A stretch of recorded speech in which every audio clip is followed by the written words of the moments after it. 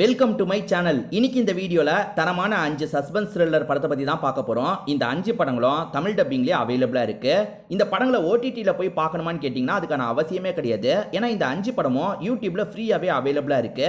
இந்த 5 படத்தோட கதை சுருக்கத்தை பத்தி சொல்றேன். எந்த படத்தோட கதை உங்களுக்கு பிடிச்சிருக்கோ அந்த படத்தை வேணா ஃபுல்லா பார்த்துக்கோங்க. இந்த லிஸ்ட்ல நம்ம ஃபர்ஸ்டா பார்க்க போற படத்தோட பேரு உல்ஃப் அப்படின்றது. இந்த படம் இப்ப தமிழ் டப்பிங்ல அவைலபிளா இருக்கு. இது ஒரு வித்தியாசமான த்ரில்லர் படம்னு சொல்லலாம். ஆக்சுவலா ஜி5ல இந்த படத்தை டைரக்டா ஸ்ட்ரீம் பண்ணாங்க. முதல்ல மலையாளத்துல மட்டும்தான் இந்த படம் அவைலபிளா இருந்தது. ஆனா இப்ப தமிழ்லயும் இந்த படம் இருக்கு. இந்த படத்துல அர்ஜுன் அசோகன் அதே மாதிரி சம்யுக்தா மேனன் முக்கியமான ரோல் பண்ணியிருப்பாங்க. லாக்டவுன் டைம்ல நடக்கிற மாதிரி தான் இந்த படத்தோட காட்சி அமைப்பு இருக்கும். நான் முதல்ல இந்த படத்தோட பிளாட்டை பத்தி சொல்றேன். சம்யுக்தா மேனனுக்கும் அர்ஜுன் அசோகனுக்கும் கல்யாணம் முடிவு பண்ணியிருப்பாங்க. கூடிய சீக்கிரத்துல 2 பேருக்கு கல்யாணம் நடக்க போகுது. அர்ஜுன் அசோகன் இருக்காரு பாத்தீங்களா, சம்யுக்தா மேனனை வீட்டுல போய் பார்த்தா என்னன்ற மாதிரி யோசிக்கிறாரு. இப்ப நைட்டு நேரம் அவங்கள பாக்குறதுக்காக அவங்களோட வீட்டுக்கிட்ட வந்துட்டு இருக்காரு. வர வழியில 2 போலீஸுங்க கிட்ட ஒரு பிரச்சனை பண்ணிடுறாரு. அந்த போலீஸுங்க தெரியாம வண்டியில இடிச்சிருப்பாங்க. அதுக்காக பயங்கரமா அவங்க மேல கோவப்பட்டு திட்டுறாரு. அதுக்கப்புறம் தான் சம்யுக்தா மேனனை பாக்குறதுக்காக வராரு. சம்யுக்தா மேனனோட பேரண்ட்ஸ் இருக்காங்க பாத்தீங்களா, ஏதோ ஒரு ஃபங்க்ஷனுக்காக வெளியே கிளம்பி இருக்காங்க. அவங்க மட்டும் தான் தனியா இருக்காங்க போல. அவங்களுமே சீக்கிரமா இவரை பேசி அனுப்பி விடலாம்னு நினைக்கிறாங்க. ஆனா இவர் கொஞ்ச நேரம் இவங்க கிட்ட பேசி டைமை ஸ்பெண்ட் பண்ணணும்னு நினைக்கிறாரு. அவங்க எவ்வளவுதான் போக சொன்னாலும் சரி இவர் இருக்கிறதுக்கே ட்ரை பண்ணிட்டு இருக்காரு. போக போக வற்புறுத்தி அனுப்ப பாக்குறாங்க. இவ எதுக்காக இவ்வளவு வற்புறுத்தி அனுப்ப பாக்குறா, வேற யாரையாவது வீட்டுல மறைச்சு வச்சிருக்காளா அப்படின்ற மாதிரிலாம் சந்தேகப்படுறாரு. சரி ஒரு ஸ்டேஜ்ல நான் கிளம்புறேன்னு கிளம்ப பார்க்கும்போது கொரோனா லாக்டவுன் அமலுக்கு வந்துருது. கொரோனா டைமா இருக்கும். கொரோனா லாக்டவுன் இப்ப அமலுக்கு வந்துருது. இதுக்கு மேல இங்க இருந்து கிளம்ப கூடாது அப்படின்ற மாதிரி வெளியே இருக்க போலீஸுங்க இவரை லாக் பண்ணிடுறாங்க. இவர் ஏற்கனவே அவங்க கிட்ட சண்டை போட்டார்ல, அதை காரணமா வச்சுதான் நீ போகவே கூடாது, இங்க தான் இருக்கணும்ன்ற மாதிரி லாக் பண்ணிடுறாங்க. இவர் இப்ப கண்டிப்பா இந்த வீட்டுல தான் இருக்கணும்ன்ற நிலைமை வந்துருது. சோ சம்யுக்தா மேனன் எதனால பதட்டமா இருக்காங்க, வீட்டுல யாரையாவது மறைய வச்சிருக்காங்களா, இதுதான் இந்த படத்தோட மீதி கதையா இருக்கும். இது வரைக்கும் பார்க்காம இருக்கீங்கன்னா இந்த படத்தை ஒன்ஸ் ட்ரை பண்ணி பாருங்க. இந்த லிஸ்ட்ல நம்ம ரெண்டாவதா பார்க்க போற படத்தோட பேரு டெவில் தி பிரிட்டிஷ் ஏஜென்ட் அப்படின்றது. இந்த படத்துல நந்தமுரி கல்யாண் ராமும் சம்யுக்தா மேனனும் இணைஞ்சு நடிச்சிருப்பாங்க. இது ஒரு சூப்பரான சஸ்பென்ஸ் படம்னு சொல்லலாம். இது வரைக்கும் பார்க்காம இருக்கீங்கன்னா கண்டிப்பா இந்த படத்தை ட்ரை பண்ணி பாருங்க. யூடியூப்லயுமே இந்த படம் அவைலபிளா இருந்ததை நான் பார்த்தேன். சர்ச் பண்ணீங்கன்னா இந்த படம் உங்களுக்கு கிடைச்சிரும். சர்ச் பண்ணி பாருங்க. நான் முதல்ல இந்த படத்தோட பிளாட்டை பத்தி சொல்றேன். சுதந்திரம்லாம் கிடைக்கிறதுக்கு முன்னாடி நடக்கிற மாதிரி தான் இந்த படத்தை காட்சி பத்தி இருப்பாங்க. அந்த டைம்ல குறுநில மன்னர்கள் மாதிரிலாம் இருந்தாங்க பாத்தீங்களா, அந்த மாதிரி ஒரு ராஜாவை காட்டுறாங்க. அவங்களோட பொண்ணு இருக்காங்கல்ல, வேலைக்காரன் கூட ஒண்ணு மண்ணா இருக்காங்க. இதை பார்க்குற ராஜா கோவப்படுறாரு. அந்த பொண்ணு பார்த்தா இறந்து போயிருக்காங்க. ராஜா தான் கொலை பண்ணாரா என்னன்றது கிளியரா தெரியல.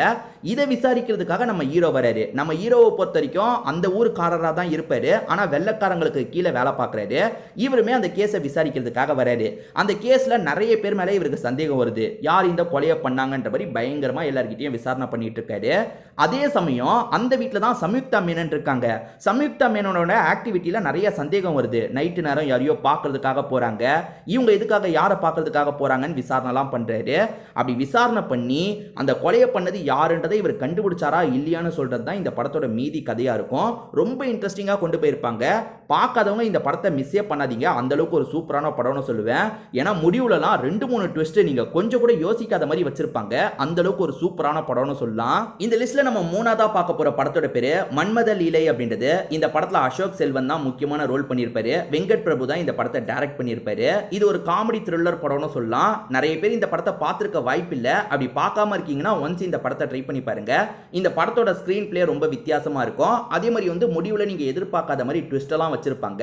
காமெடி கொஞ்சம் ஆவரேஜா தான் இருக்கும். ஏன்னா வெங்கட் பிரபு படம்னா நிறைய காமெடி எதிர்பார்ப்போம்.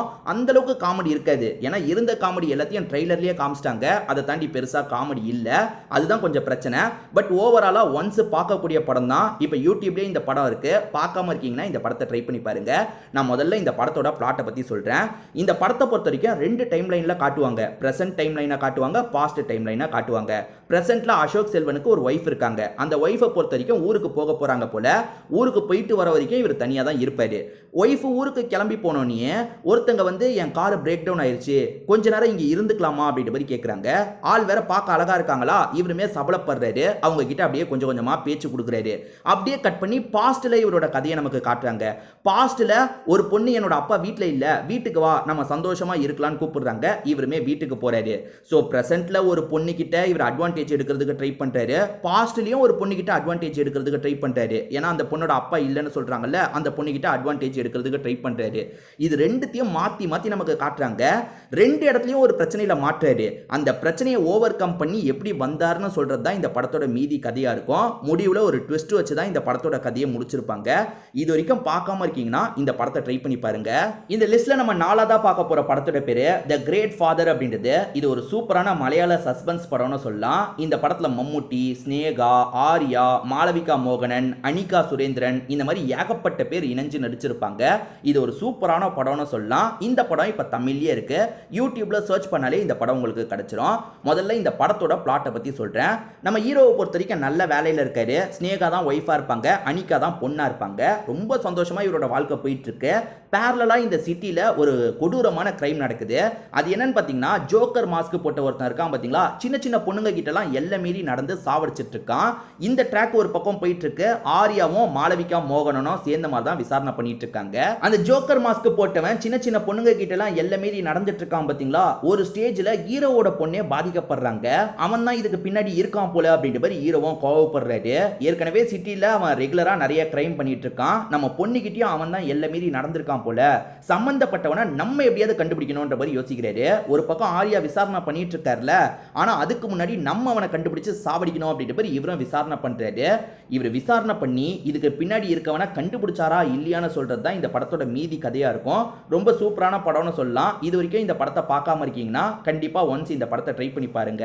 இந்த லிஸ்ட்ல நம்ம கடைசியா பார்க்க போற படத்தோட பேரு மாரிச்சி அப்படின்றது. இது ஒரு கன்னட சஸ்பென்ஸ் த்ரில்லர் படம்னு சொல்லலாம். இந்த படத்துல விஜய் ராகவேந்திரா அப்படின்றவர் தான் முக்கியமான ரோல் பண்ணியிருப்பாரு. த செகண்ட் கேஸ் ஆஃப் சீதாராம்னு ஒரு படம் வந்தது பாத்தீங்களா, அந்த படத்துல நடிச்சவர் தான் இந்த படத்துலயும் நடிச்சிருப்பாரு. இவர் நிறைய த்ரில்லர் படம் தான் நடிப்பாரு. அந்த மாதிரி ஒரு சூப்பரான த்ரில்லர் படம் தான் இந்த படம். இந்த படம் தந்தி ஒன் சேனல்ல அவைலபிளா இருக்கு. சர்ச் பண்ணீங்கன்னா கண்டிப்பா இந்த படம் உங்களுக்கு கிடைச்சிரும். முதல்ல இந்த படத்தோட பிளாட்டை பத்தி சொல்றேன். அது என்னன்னா, நம்ம ஹீரோக்கு பர்சனலா ஒரு ப்ராப்ளம் இருக்கு. ஹீரோட ஒய்ஃப் இறந்து போயிட்டாங்க போல, யாரு சாவடிச்சு இறந்து போனாங்க அப்படின்றதெல்லாம் தெரியல. அதை நினைச்சு இவர் ரொம்ப கஷ்டத்துல இருக்காரு. அதே மாதிரி இவரோட ஏரியால அடுத்தடுத்து கொலைகள் நடக்குது. கொல்லப்படுற எல்லாருமே டாக்டர்ஸா தான் இருக்காங்க. டாக்டர்ஸை யாரோ குறி வச்சு சாவடிச்சிட்டு இருக்காங்க. அப்படி சாவடிக்கிறவங்க நமக்கு க்ளூ தராங்கன்ற மாதிரி யோசிக்கிறாரு. இப்போ உதாரணத்துக்கு ஃபர்ஸ்ட் கொலை நடக்குது பாத்தீங்களா, அந்த இடத்துல இவருக்கு ஒரு க்ளூ கிடைக்குது. என்ன க்ளூனா, செகண்ட் கொலை யாரை பண்ண போறன்ற மாதிரி தான் க்ளூ கிடைக்குது. செகண்ட் கொலை நடக்குதுல, அந்த இடத்துல தேர்ட் கொலைக்கான க்ளூ கிடைக்குது. இது மூலியமா எப்படியாவது அந்த சீரியல் கில்லர் யாருன்றதை நம்ம கண்டுபிடிக்கணும்ன்ற மாதிரி விசாரணை பண்றாரு. அப்படி விசாரணை பண்ணவரு குற்றவாளியை கண்டுபிடிச்சாரா இல்லையான்னு சொல்றது தான் இந்த படத்தோட மீதி கதையா இருக்கும். ரொம்பவே சூப்பரான படம்னு சொல்லுவேன். இது வரைக்கும் பார்க்காம இருக்கீங்கன்னா கண்டிப்பா இந்த படத்தை ட்ரை பண்ணி பாருங்க. இந்த லிஸ்ட்ல நான் 5 படங்களை பத்தி சொல்லியிருக்கேன் பாத்தீங்களா, இந்த 5 படங்களும் நல்லா தான் இருக்கும். இந்த 5 படங்கள்ல ஏற்கனவே நீங்க எந்தெந்த படங்கள்லாம் பார்த்திருக்கீங்க, அதுல எது உங்களுக்கு பிடிச்சது, எது உங்களுக்கு சுத்தமா பிடிக்கலன்றதை கண்டிப்பா கமெண்ட் செக்ஷன்ல சொல்லுங்க. ஏன்னா இந்த வீடியோவை பார்க்குற மற்றவங்களுக்கு அது யூஸ்ஃபுல்லா இருக்க வாய்ப்பு இருக்கு. திரும்பி வேற ஒரு வீடியோல நம்ம பார்க்கலாம்.